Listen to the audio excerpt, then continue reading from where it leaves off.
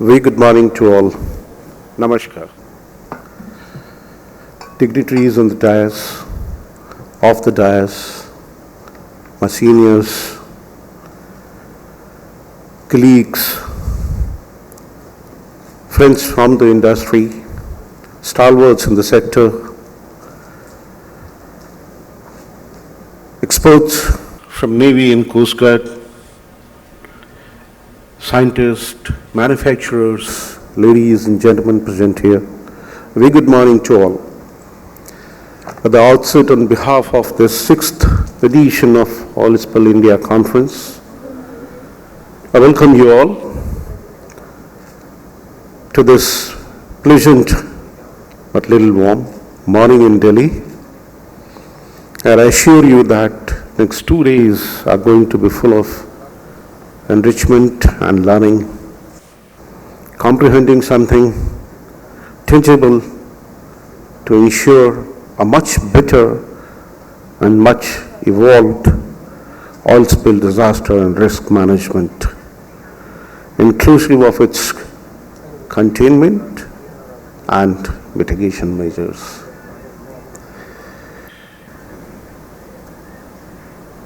Friends, let me start by reminding that the subject matter not only has a larger business ramifications for the industry, but also has much deeper manifestation for a huge demography that stays along a long Indian coastline, the flora and fauna, and the diverse ecosystem, which otherwise is balanced till something like oil spill happens.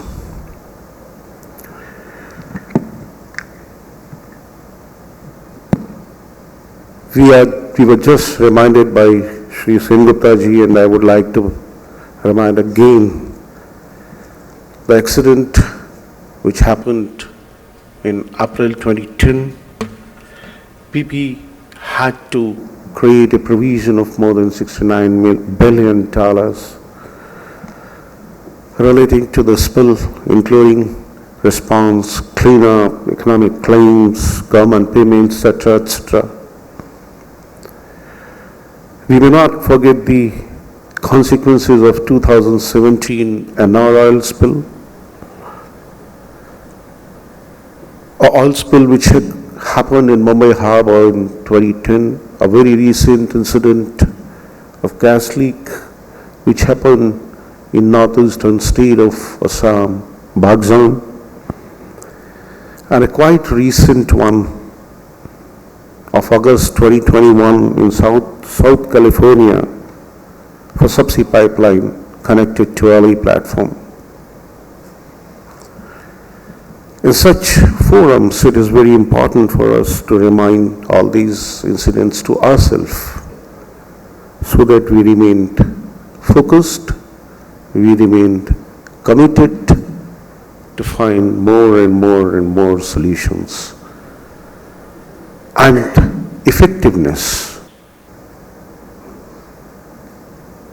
Spilled oil can persist in natural system for a very long time, and recovering every possible bit of it is really crucial for the environment.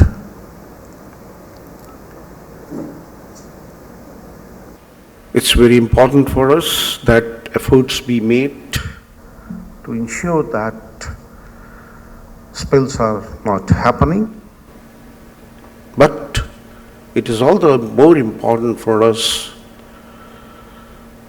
to see how quick, how fast, how effective we can respond to contain the damages and disasters if at all it happens. The task is not so easy as said.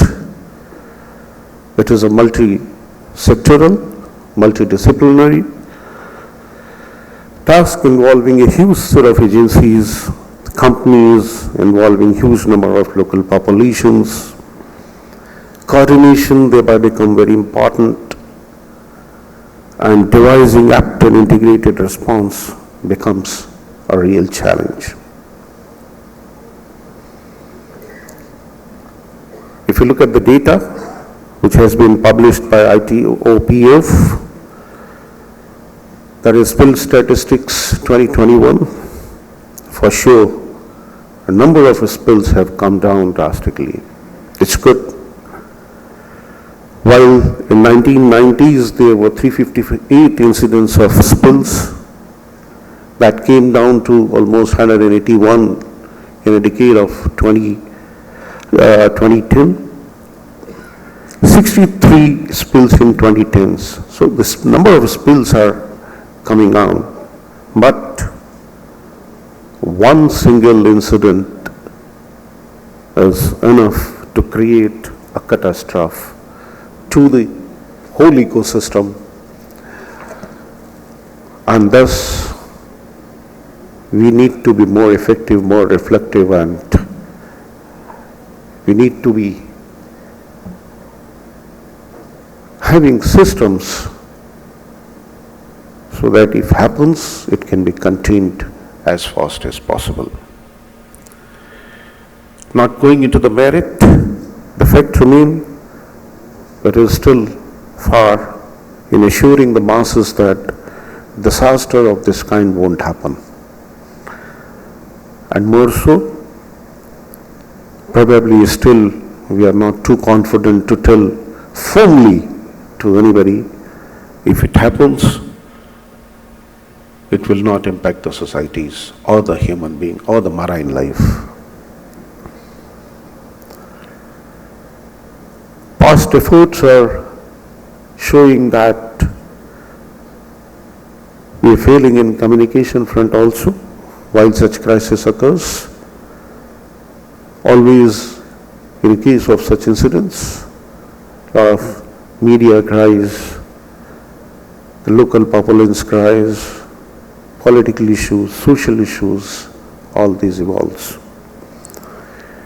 At the same time, we are feeling in terms of the contingency plans as well sometime. Efficacy and adequacy of technology solution for the containment and mitigation of oil spill is an area where I feel we need upgradations and innovative solutions all the time. Cleanup and recovery from an oil spill is a challenging task and depend on nature of spill, prevailing natural sea conditions, and the type of shoreline and beaches involved, plus the cost involved. We need to re-evaluate the efficacy of different type of booms, different type of skimmer boats, aerial dispersants that industry is using presently, and see what new upgrades or innovation can help in better and effective cleanup mechanism. Post deep water horizon oil spill, the concerns were raised about the dispersant being used. We probably need to look into the next level of dispersants and the biological agents which do not harm the marine system and the human system as well. Sometimes these dispersants themselves, because the chemical ultimately causes hazard to the human being, though it contains the oil spill or treats the oil there. We also need to pursue effective and structured too, risk communication to manage the potential risk associated with any such incident.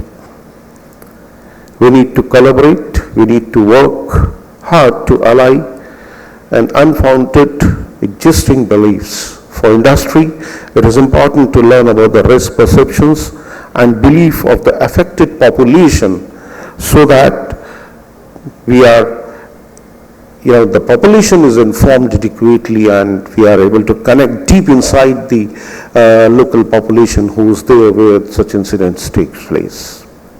That is very much necessary for, first of all, containment of the local unrest over there. At the same time, effectiveness of the people who are working for the control and mitigation of the spill which has already taken place.